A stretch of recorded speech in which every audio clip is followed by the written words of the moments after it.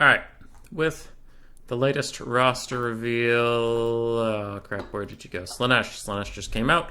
We have all 6 of the main rosters. We don't have the Ogre Kingdoms roster yet, but since they're a pre-order DLC, I guess they don't really apply to what we're talking about. So we are going to quick and easy power rank, in my opinion, for multiplayer, where I think each of the 6 main factions will fall roughly. This is a prediction. This is a guess based off of what I've read about their rosters. Obviously, you don't have any numbers yet. Like a roster could say this unit has low melee defense, and then it comes out and it actually has like 70, and it's like, well, you gave us a general idea, and the numbers said something else. So anyway, this is based off what we've seen on the roster reveals. I made a spreadsheet, thought about how every matchup would go versus every other matchup, and I'm going to talk about a brief little thing there. Yeah, cool. Right, so let's get into it. Coming in at number 6, meaning I personally think the lowest on the power tier would be Khorne. This makes me sad, as I've mentioned once or twice before. I knew Skulls for the Skull Throne before I even knew Warhammer was a thing. I just heard that through nerd culture, so I kind of came in with a propensity for Khorne. But looking at his roster, it's all very melee-focused, high armor, hard-hitting, not a lot of range. Their magic capabilities are very limited by a mechanic. I believe they need to get a number of kills and they can summon an explosion. They have some armored chariots, some armored warhounds, some decent monsters, some decent duelists, minotaurs, all that sort of stuff that sounds really cool. But also, if you haven't played a lot of Warhammer 2, you'll know that the recent DLCs have been very focused on adding more and more armor piercing to the game.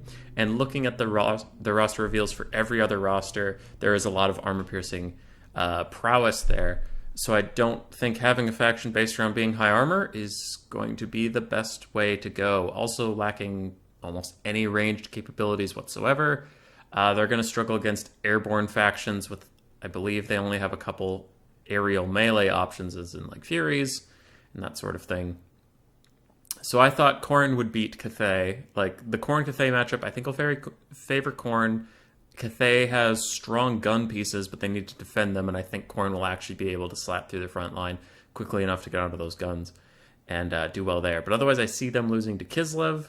Kislev has a ton of armor-piercing options, and almost all of their units are hybrid between ranged and melee, so you'll get kited a lot. They have decent heavy cav options, so I think that matchup will be close, but Kislev will win it. I don't think Khorne can churn through Nurgle fast enough. Depends on how much fire damage he has access to. That could be a big turning point, because like they're changing how a lot of healing works in the game, so Nurgle's going to be weak to fire. But still, I think Nurgle will have plenty of tankiness to just wear down Khorne while mortis engineering them. Zinch with a largely flying roster, I think Khorne is just going to get air cheesed or kited. And Slaanesh with very fast-hitting, melee debuff, cycle charging nonsense. I think Khorne is just going to get infinitely cycle charged. Kind of like, this is an extreme version of it, but just Norska versus Wood Elves or something, where it's just, I mean, the Wood Elves are just going to cycle charge you with Wild Riders, and it's like, on paper, if Wild Riders sit and fight Skin Wolves, maybe they wouldn't win, but in and out, in and out. Eventually, you run out of steam. So that will place Khorne. What the hell? There we go. Number 6. Number 5. Gotta look over at my spreadsheet and really think about this, because it's a tie. Khorne was obvious because I thought he lost to 4 factions, and I thought he beat Cathay. So he was the only one that I thought won once. These next 2 both, I think, have 2 good matchups, and they're different. I'm going to put Cathay as number 5 based off of opinion. So Cathay, number 5. Which one are you? Grand Cathay. I was not impressed by their frontline units. I think they will be run over by most of the demon factions. Their missile infantry are fine, but I think they need more time to shoot, which I don't personally believe they'll get in a lot of matchups.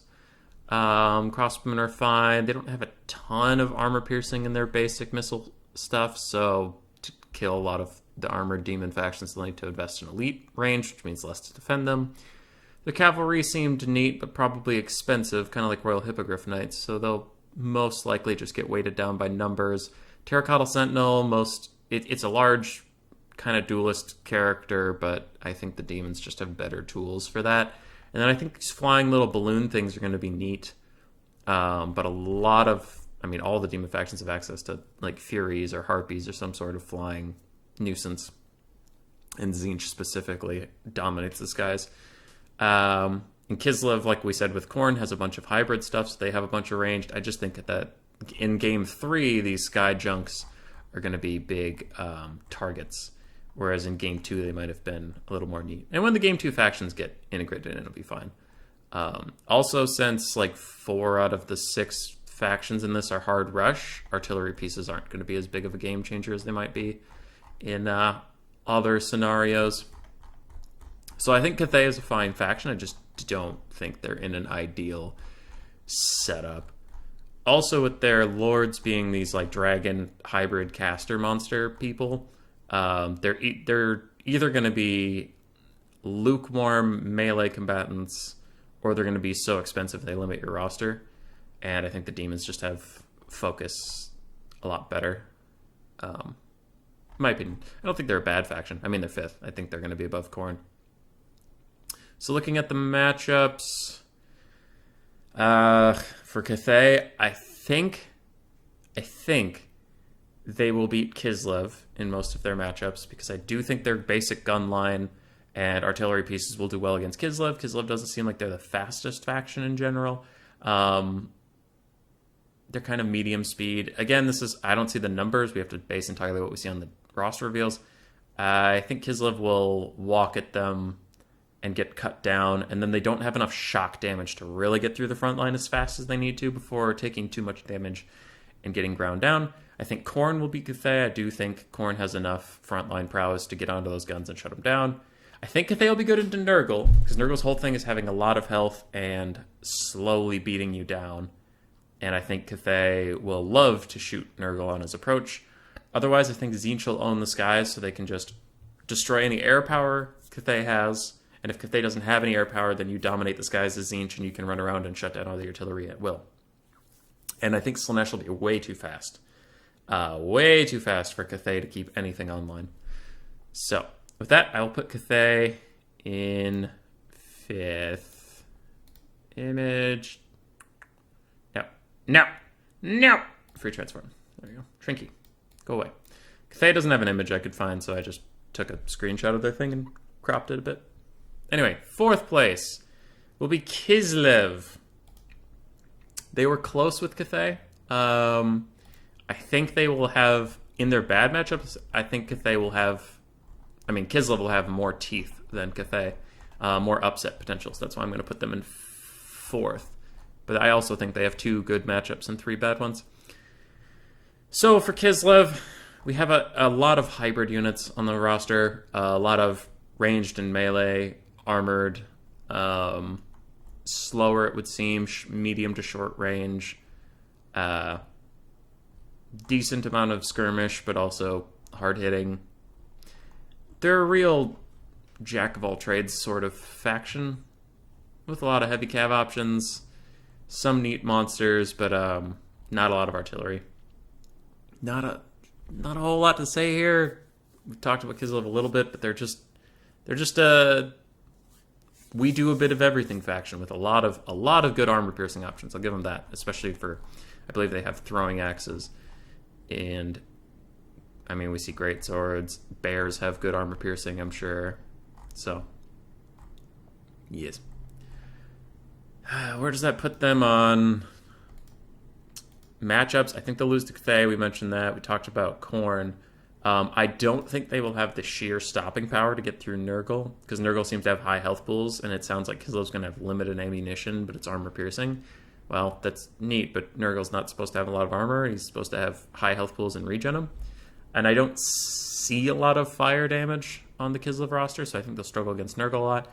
I do think Kislev will perform very well against Zinch, because almost all their units have a ranged capacity in them, so Zinch's flyers will have a tough time, and on the ground, Kislev should win. So I think Kislev will be a very good counterpick into Zinch, and I think Slaanesh will roll all over the bear people.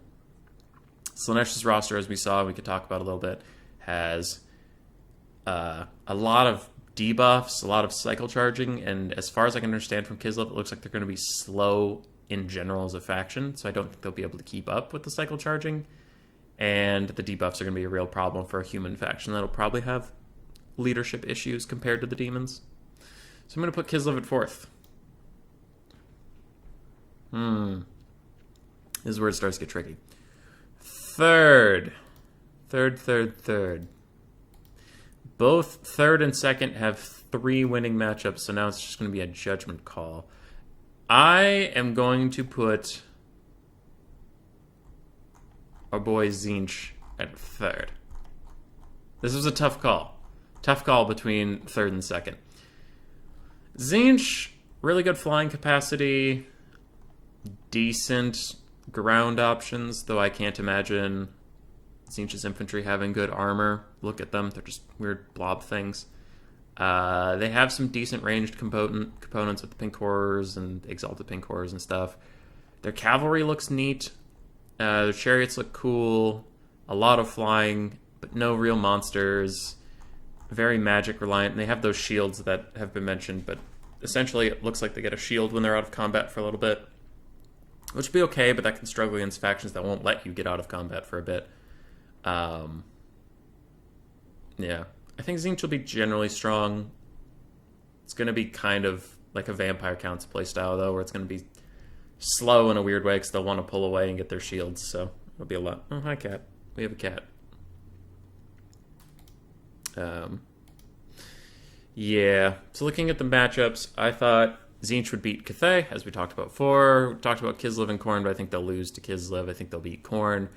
So Nurgle and Slaanesh are the last two to really talk about. I think Zinch will beat Nurgle. I think the air cheese is going to be too strong. I think Nurgle's going to be way too slow to stop Zinch from cycle charging and getting those shields back whenever they feel like it. Running in, fighting just long enough until the shields deplete and then running away.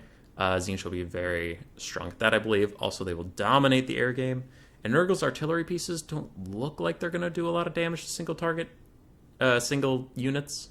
It looks like they're meant for more of hordes, and I don't think Zinch is really going to do that. I think their unit areas are going to be very spread out. They're not going to form nice even lines, so I think Nurgle will struggle there.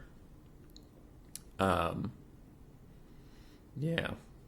And then Slaanesh, I personally think will roll over Zinch. Zinch will dominate the air game, and then I think Slaanesh will just win the ground fight super hard, and Zinch's shielding units won't be able to get away long enough to get their regen back or anything, so I just think Slaanesh is going to raffle stomp on them. All right, last two. I said second was close to third, and then first place is not close in my opinion.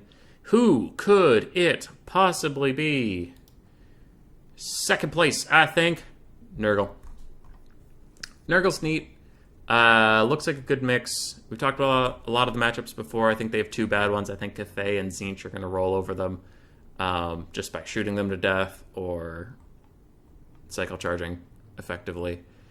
I will say Nurgle's probably going to perform well versus Slaanesh because I just think Slaanesh won't be able to get through the thick boys. And it seems like Slaanesh has a lot of debuffs to try and make their charges work, and I just think that the Mortis Engine or poison effects or damage over time of Nurgle is going to wear down Slaanesh. Also, they have some decent artillery pieces, and Kugoth and some of the other units have artillery-type abilities. They also have Rot Flies, which can help them get in the air, because it doesn't look like Slaanesh has a strong air force. Other than that, they're just huge. It looks like they all have gigantic health pools from what I was reading. Plague Toads are neat.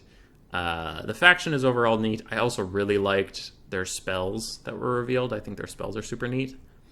Yeah, I do think Nurgle will be the second best. Just grinding out over everybody. I don't see a lot of sustained damage. It seems like a lot of this game is going to be about burst, and Nurgle doesn't care too much about burst. Again, Zinch and Cathay being the two outliers, I could see that actually can whittle down. The Thick Lads. Oops, wrong thing. Yeah. So I'm putting Nurgle in second. We talked about all the matchups previously. I think they win versus Kislev, Khorne, and Slaanesh. I think they lose to Zinch and Cathay. Yes. And the last one, in case you haven't been doing the math, I think Slaanesh only is weak to Nurgle. I think Slaanesh will be the best faction in this game.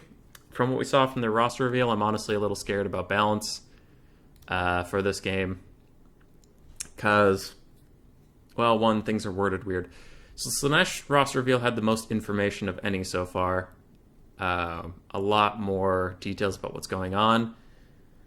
But where is that thing? I found it already. So it looks like the...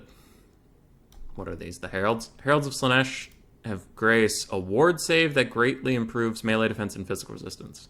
Now, does that mean they get a ward save, melee defense, and physical resistance? Or do they get melee defense and physical resistance?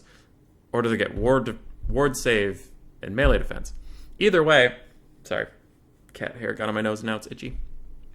Torix the Brass Bull is currently a giant fucking problem because he's impossible to kill and he jumps in there and does a bunch of damage.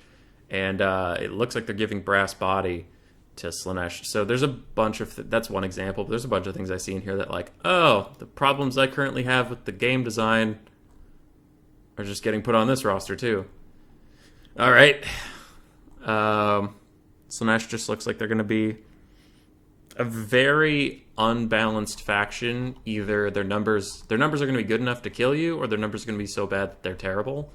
But I think on release they'll be a top tier faction, and I think they'll probably end up getting the Beastmen treatment, where not the new Beastmen treatment, but they'll be a meme for a long time in this game because I think after they get nerfed, they're going to be put into the dirt. They have really good chariots. Really good hard-hitting infantry, all about cycle charging, all about flanking. Good monsters to duel with. A lot of armor piercing in this roster. A lot of debuffs. They're going to be a nightmare to fight in melee combat. If you're taking a melee-focused faction, which Khorne, Kislev-ish, Zinch-ish, Nurgle, I think will... Wait. Yeah, I think Nurgle will outgrind them, but it'll be tough. So a lot of this game is focused on melee and rush, and I just think Slaanesh is going to do that the best, unless their numbers suck and they're going to do it the worst, because there's no between for this faction that I can see. It's either numbers big, good, or numbers low, bad. They do look neat. They do look fun. I don't want to just talk shit about them. I'm worried about them from a balance perspective. But as a gameplay perspective, I think Slaanesh will be very fun to play for the Slaanesh player. I think whoever's playing against Slaanesh is going to get fucking pissed. And I do think that puts them at the top. To review their matchups, I think they will roll over Cathay and their guns won't get time to shoot. I think they will roll over Kislev. The hybrid unit won't be like... The battle will start so quickly that the money you're paying in being a hybrid unit, the ranged asset is not going to matter. So then you're fighting with suboptimal melee stats. I do think that Slaanesh will just cycle charge Khorne, and Khorne can't really punish it without any ranged or proper magic abilities. And I do think Slaanesh will beat Zinch, as they'll roll over their ground force so quickly that Zinch's aerial superiority won't matter. And I think that either, if Slaanesh's numbers are high enough, they could beat Nurgle, but otherwise I think the Mortis engine and high health pools will actually just grind them out.